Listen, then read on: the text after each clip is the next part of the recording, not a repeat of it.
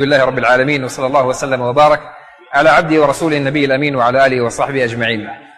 تسرني هذه المشاركة مع إخواني في هذه القناة المباركة بإذن الله، وأنا أخوكم عبد الله بن صالح من كابو، في الأصل من المننكباو، من منطقة بوكيتنجي، وحاليا أعيش في المملكة، وقد هاجر جدي رحمه الله تعالى إلى هناك وعشنا فيها بفضل الله تعالى. أعمل أستاذا للفقه في جامعة أم القرى. الله جل وعلا يفضل أهل العلم على غيرهم. قل هل يستوي الذين يعلمون والذين لا يعلمون؟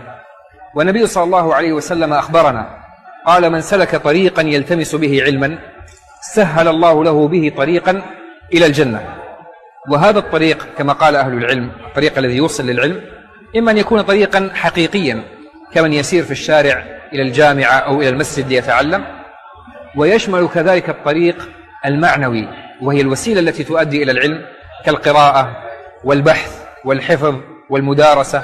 هذه وسائل توصل إلى العلم، فيدخل صاحبها في هذا الحديث العظيم: من سلك طريقا يلتمس فيه علما سهل الله له طريقا الجنة، كما قال الحافظ ابن رجب رحمه الله تعالى.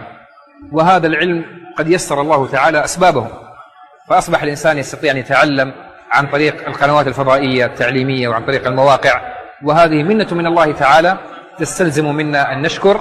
فهنيئا لمن وفقه الله تعالى لطلب العلم. أسأل الله جل وعلا أن يرزقنا وإياكم العلم النافع والعمل الصالح.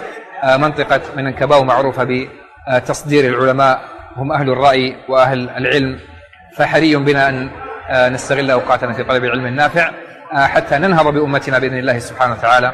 والله تعالى أعلم، وصلى الله وسلم وبارك على نبينا محمد وعلى آله وصحبه أجمعين.